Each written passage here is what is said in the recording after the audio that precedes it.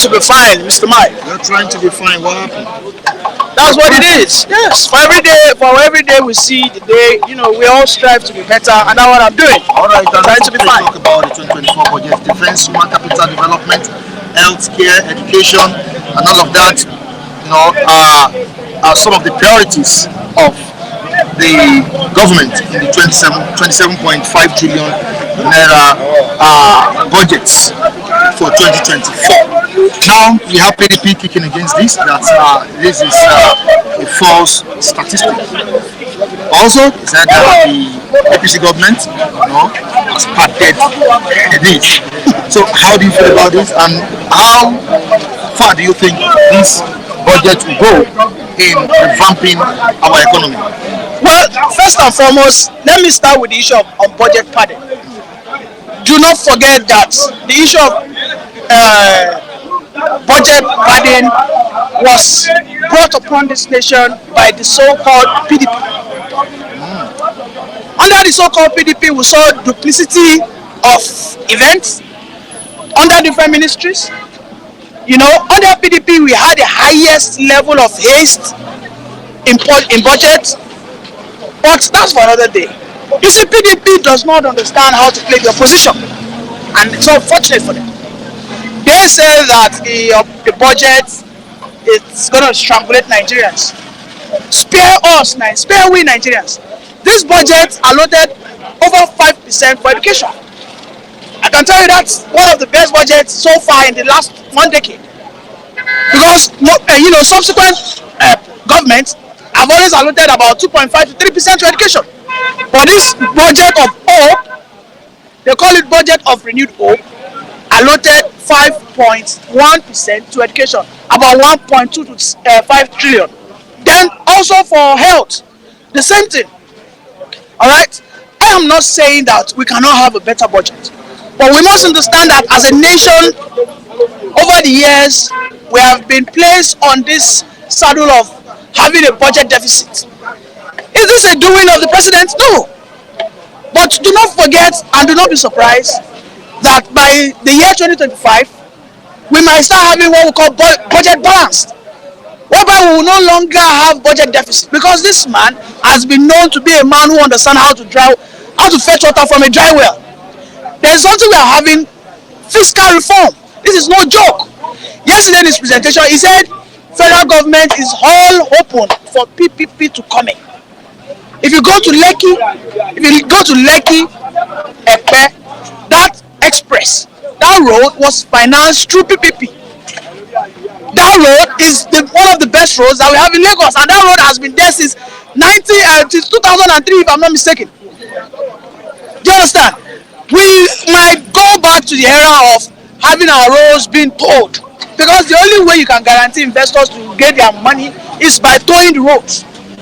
Do you understand? It's by towing the road, because we can see that all our roads, there are no toll gates, and this, as a result of that, our roads have dilapidated.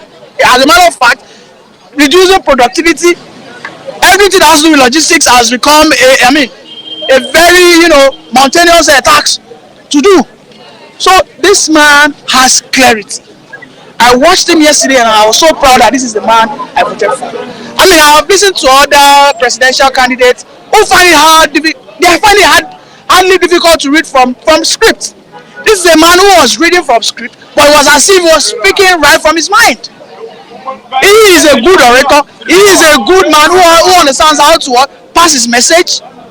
Nobody can come out here and say that he was disappointed with his presentation. Nobody. And we cannot by any means start castigating him, because this budget will be his first basis for him to be what? Going to be evaluated. And until that is achieved, anything you say now will only be based on bias and hate. Do you know that I asked one of your reviewers, I asked Ralph, I said, Ralph, in the next 2-3 years, if this man does well, would you commend him? He said, we will never commend him. It simply shows that he just hates the man. If you come here, Ralph says that the dollar has always been beating Nigeria. We as in Nigeria, have we been productive? Was it Tinubu that said we shouldn't be productive? No. He just got to that position for crying out loud. Let me tell you, one of the reasons why we have not been productive is because of this dollar subsidy. Because of this dollar subsidy, we were never productive. Because the things that we're supposed to produce locally, because we had access to cheap dollar, we decided to import it. I challenge all our major importers. You have good relationship with these manufacturers. Why can't you lure them down to Nigeria? Why can't you lure them down to Nigeria? If the dollar wasn't, if this policy removal on dollar has been done since 1999, we would have adjusted, we would have had more industries in Nigeria as of today. That's the truth. We would have had more industries. That is just the truth. So the budget, to me, the budget presentation was well crafted. Now the next phase is for the legislative arms to scrutinize. If there is any issue of padding, of course they should bring it out, and then they should what, readjust it. While we wait for the implementation, if it doesn't do well, we call him out, because we are not zombies. We are not the obedient who follow their leader blindly. We are people with what, with good sensibility and with good sense of judgment. All right, the Chima, you saying something here. Over 70% will go into debt servicing. What miracle do you expect to lead? Listen, Udeze Chima, thank you. We are 70% is not going into debt servicing, for your correction. I think about 35 to 40%. We are operating a budget deficit financing, and this is not the doing or the making of Bola Ahmed Tinubu. Let us start from Yaradua, then upward. All right.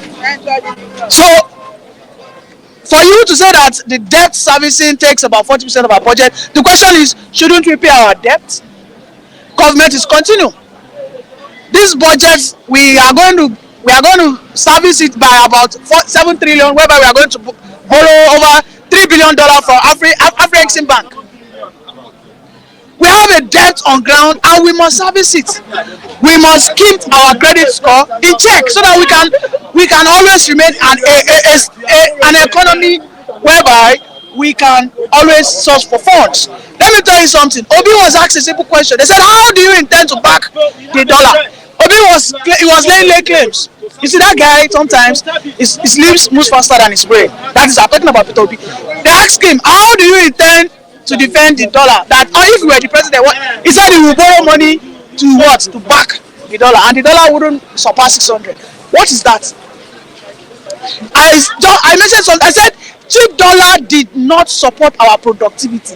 This is a known fact. Our dollar have been cheap since 1999. A person like Mr. Matthew will tell you that no, the dollar shouldn't be subsidized. No, the dollar should be subsidized.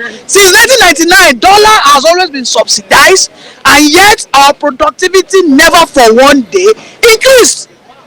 Because we Nigerians, we love the easy way out. We Nigerians, we love the easy way out. The importers, the government of then, they were just shallow-minded. An importer has a good connection with Chinese manufacturers. The guy that imports this cap has a good relationship with him. He will rather say that this dollar why they see for 150, make I just take and go buy cap, than for him to tell the guy, Oga, you see, and I have been doing business for over 20 years. Bring your company down to Nigeria here, and let us begin to solve some issues. But nobody will do that because they have access to cheap dollar. Okay, our cheap dollar has even further, encouraged capital flight. If you look at it holistically, the question is why didn't we have more factories in Nigeria? Let me tell you, most of those factories left because they saw that people were rather importing because they have access to cheap dollar than to buy them locally. GSK, let me tell you, GSK had to leave because they were no longer competitive. That's the truth. Let me tell you, GSK has been replaced by SKG. SKG is owned by Indians. Indians are taking over our pharmaceutical industries in Nigeria because they understand the climb and they are ready to play by the rules. GSK was even more into dollar like Ketiari. Sanofi, who is also a pharmaceutical industry, who wants to leave. Let me tell you something. If truly these people own the market of Nigeria, nobody will leave. If they control the market of Nigeria, whereby there's no substitute thereabout, they will not leave. It doesn't matter if the dollar increase. For as long as people love your product, it is getting to everybody. You increase your price and people will still buy you. But if you see that I'm no more productive, I'm no more making money, it simply means that one, your product has been substituted by a local producer. Number two, you were not truly the market shareholder. You were not the major market shareholder. You were not controlling the market. And at the end of the day, for yourself to be sustaining yourselves for all this year, that means you have been doing something illegally. Don't be surprised that Sanofi, GSK were into dollar racketeering because these guys have access to dollars. Look at Dangote. Dangote is being questioned. It's being questioned because Dangote was also into what? Dollar what? Racketeering. Was into all this arbitrage. Emefiele said that they borrowed Dangote some money and he has been able to pay over 70% of it when he has not even started operation. Ask him, where did you get the money? Because he was doing what? Dollar arbitrage. But a person like Mr. Matthew will come here. I don't understand how some people do not understand basic economics. This dollar subsidy on the surface is good, but when you look at it in depth, it has kept us in a quagmire of unproductivity. The reason why you see countries like Japan, China, even South Africa and the likes, they have a free market flow, is because they are able to produce and they will not bring a policy that will push them back. The question is, if you have cheap dollar, you will never for any day say that you want to establish a factory in Nigeria when you know that if you go to China you can import it in one day. But when you know the dollar is expensive, you cannot just access it for frivolous items. It's a shame that we don't have textile fabrics. They said that now they have banned what? Locally made Chinese imported Ankara and all this Guinea that we used to do before. If they do it here, it will be cheap. That's what you know. But if your dollar is cheap, nobody will buy that one. They will go and buy it in China. Do you understand? And this is how this dollar subsidy has killed us